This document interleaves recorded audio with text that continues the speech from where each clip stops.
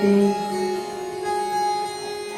सम्राट परीक्षिती भगवान शुकांना विचारतात, हे भगवान, लोकांना उच्च नीच गती प्राप्त होतात ना, त्या गतीमध्ये एवढा वेगळेपणा का असतो, असा प्रश्न करतात। शुक महाराज म्हणतात, राजन, मनुष्य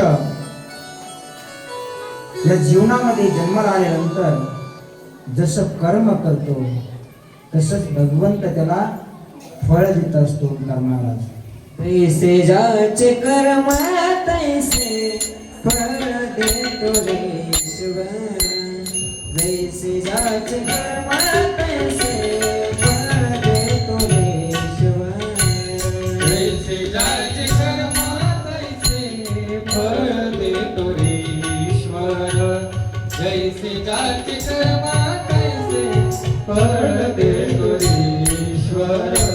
जगी जीवनाचे सार घ्यावे जाणून सुखभर, जगी जीवनाचे सार घ्यावे जाणून सुखभर, जैसे जाचे कर्म तैसे फळ देतो रे ईश्वर, जैसे जाचे कर्म तैसे फळ देतो रे ईश्वर, जैसे जाचे कर्म तैसे फळ देतो रे ईश्वर, जैसे जाचे कर्म तैसे फळ देतो रे ईश्वर, जैसे जाचे कर्म तैसे फळ देतो रे ईश्वर, जैसे जाचे कर्म तैसे फळ देतो रे ईश्वर। सगळ्या सुखासाठी आपला कोणी होतो येते भ्रष्ट, कोणी त्याग जीवनापुढे दुःख तरी करणार ते तरी जग काढे, ते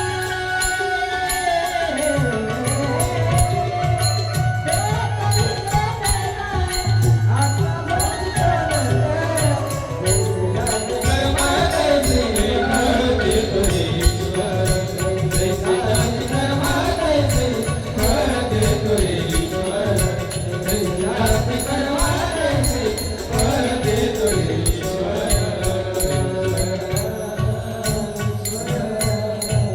गोपाल कृष्ण भगवान की जय जय जय श्री राधेश। शुक महाराज म्हणतात, जसा जीव कर्म करतो तसं फळ त्याला प्राप्त होत असते। म्हणून सदाचाराने, सत्याने, सत्कर्मामध्ये आपण वागायला पाहिजे, राहायला पाहिजे। सत्कर्म करणाऱ्यांना चांगली गती प्राप्त होत असते। विश्व माऊली ज्ञानोबराय म्हणतात, पापात्मक पाप नरका जायचे, पापात्मक पुण्य स्वर्गा जायचे, मातेचे पाऊल येते शुद्ध पुण्य। बघा, पापाचे प्रकार खूप आहेत, कायिक, वाचिक, मानसिक। जसं जसं पाप आहे तशी तशी भगवंत त्याला सजा देत असतो, तसे सजा देत असतो। नरकाचे खूप प्रकार सांगतो, खूप प्रकार। राजन, जसं माणूस वागतो ना, जसं कर्म करतो तसंच त्याला ते यमराज दंड देत असतात। ज्याला दान धर्म कधी केला नाही, कधी साधू संतांची सेवा केली नाही, कधी कोणाशी चांगलं बोललं नाही, त्याला खूप मोठी दुर्गती प्राप्त होत असते। राजन,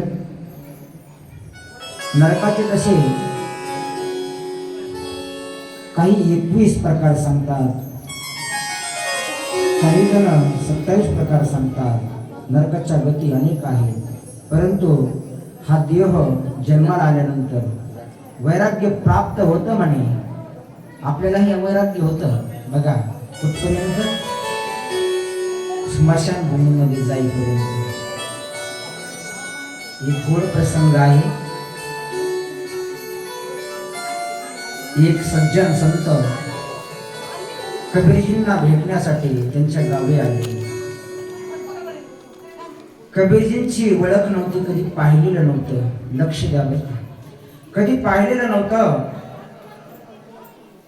गावामध्ये आल्यानंतर, गावात प्रवेश केल्यानंतर मंदिराजवळ एका सदग्रस्ताला त्या सज्जन संतांनी कबीरांचा ठिकाण विचारलं, त्यांचा पत्ता विचारला आणि त्यांचा पेहरावही विचारला मला ओळखू येण्यासाठी. म्हणून त्या सदग्रस्ताने सांगितलं की महाराज, ज्यांच्या डोक्यावर निळी टोपी आणि असा पांढरा तुरा असेल ती संत कबीर म्हणून समजा. हा सज्जन संत गावामध्ये प्रवेश करतो. प्रवेश केल्याबरोबर त्याला समजतं की गावामधून एक मयत यात्रा जात आहे आणि त्या मयत यात्रेमध्ये सर्व गावकरी आणि त्या गावकऱ्या समवेत संत कबीरजीही गेले होते. हा त्या सर्वांचा पाठलाग करत करत पाठीमागून जात असतो. हे सज्जन संत पाठीमागून जात असतात. जात असताना पाहतात जेवढे काही त्या अंत्ययात्रेला जात होते सर्वांच्या डोक्यावर निळ्या टोप्या आणि पांढरा तुऱ्या असलेल्या निळ्या टोप्या होत्या. प्रश्नापदी पडले हे सज्जन संत धनंजय महाराज, कबीरजी कोणते हो? यामध्ये कबीरजी कोणते असतील? पेहराव तर एकच ऐकण्यामध्ये आला होता की ज्याच्या डोक्यावर निळी टोपी पांढरा तुरा ते कबीरजी. अंतिम पार पडला.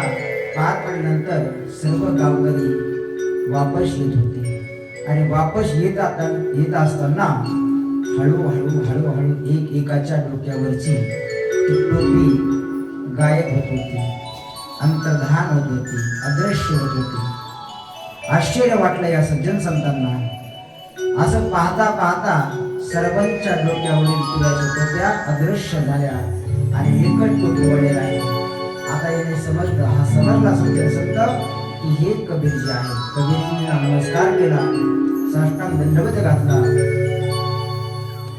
कबीरजी, तुमच्या दर्शनाने मी धन्य झालो, परंतु आश्चर्य मला एका गोष्टीचं वाटतंय.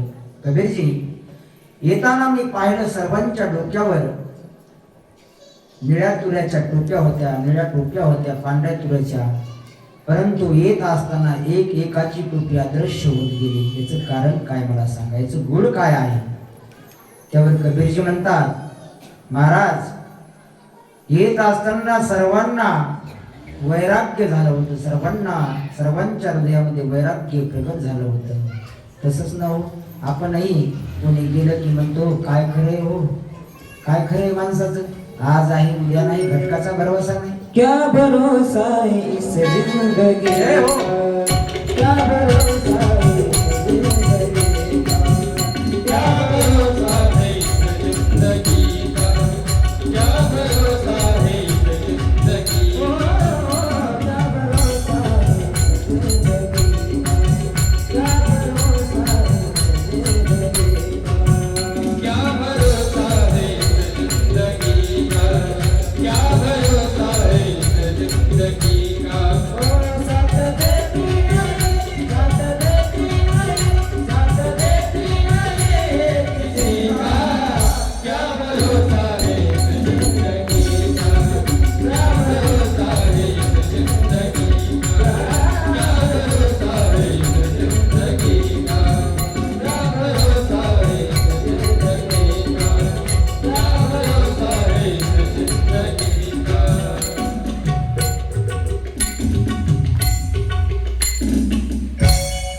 गोपाल कृष्ण भगवान की जय. जय जय श्री राधे कृष्ण. क्या भरोसा ही इस जिंदगी का, काय खरं हो, क्षण भंगूर नाही भरवसा आहे ना, काही खरं नाही. कबीरजी म्हणतात सर्वांना वैराग्य झालं होतं, तसंच आपल्यालाही वैराग्य होतं. सर्वांना माहिती आहे की आपलं काही खरं नाही. खरं सांगू की मला, ज्याचा जन्म झाला त्याचा मृत्यू वाटळय.